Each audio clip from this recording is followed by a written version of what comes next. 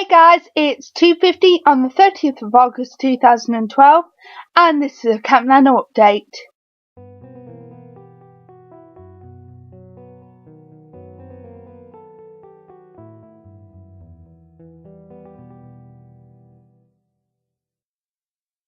So before I started filming this, I updated my word count on the NaNo website. I've now got 11,669 words. This is a real achievement for me because I didn't complete it last time. I only got to 8,000 words. So to get over the 10,000k mark is an achievement. At the start of the month, I was on target to finish on time.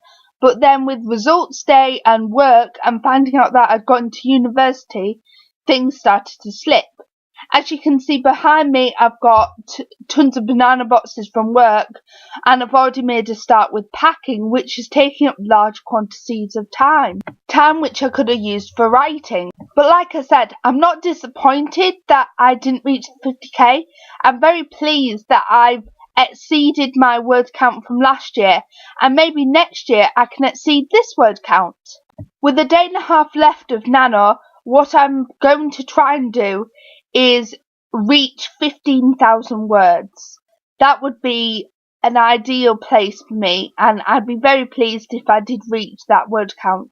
So as you probably all know by now, I've been following this collaboration done by Tracy Michelle 210 and One More Southern Belle, where they set each other tasks to complete in their videos, and I've been doing video responses to each task. So today I've got two tasks to do, one set by One More Southern Belle and the other by Tracy Michelle 210. One More Southern Belle's task was this: give some tips on how to write when you're feeling ill. A tip that both Tracy Michelle 210 and One More Southern Belle said was don't write if you're feeling ill. And I agree with that. If you're feeling horrible and your head's spinning, or if you're just not feeling well at all, don't write, don't force yourself.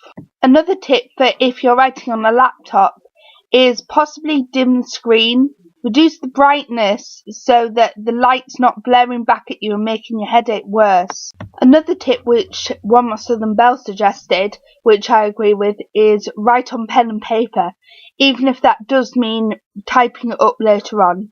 Another tip, if you're ill in bed, instead of trying to write a full chapter or a certain word goal, write little notes in a notepad which you can expand on later on when you're feeling better.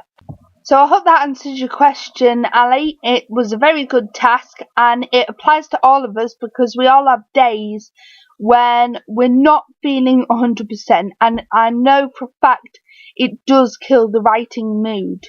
Now on to the task that Tracy Michelle 210 set for today, and I found this a really interesting task, as it focuses on our accomplishments rather than our failures. This task was, if we all had a paper plate which was specific to each person that took part in NaNoWriMo, what would our paper plate say?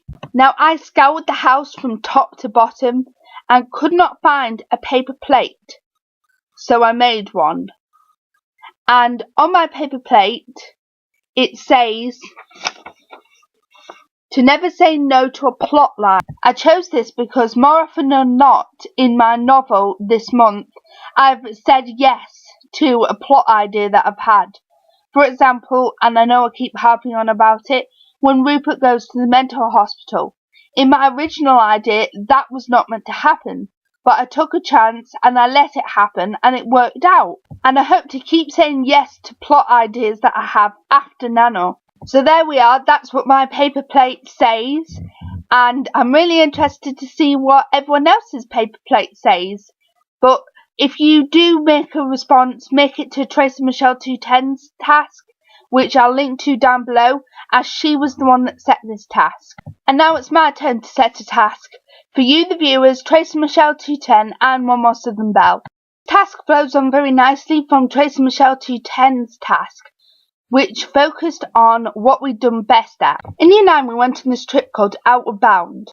This This is an educational charity which helps young people to realise their potential through activities in the wild. It creates a supportive yet challenging environment in which young people can learn about themselves, perhaps for the first time, and realise their true potential.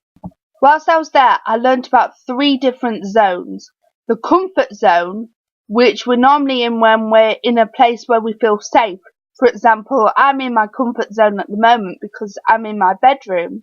The stretch zone, which is the zone you're in when you're doing something that's challenging. And the panic zone. And the instructor said that we should be on the edge of our stretch zone in any activity that we do. So my challenge to you is this. I want to know your 3 zones in writing. Your comfort zone, your stretch zone, and your panic zone. And if you can, relate it to your novel. For example, in my novel, my comfort zone would have to be when I'm writing about Rupert doing mundane and day-to-day activities. My stretch zone would have to be the letter at the start of the novel, as normally when I'm writing, I don't write in letters or diary entries. I just write a continuous prose. So that was fairly new for me to do. My panic zone, and something I should probably work on, is when Rupert's having therapy sessions, as it's not a situation I've been in before, and I don't know whether I'm getting every single detail right. The best I can do is research into how things work, but I can't get it 100% accurate. So there you are, there's your task. And let me know down below or in a video response. I love watching them. All the usual links would be down below, including the profiles for both Tracy Michelle 210 and One More Southern Belle. I hope you enjoyed this task, and I'll see you tomorrow. Bye!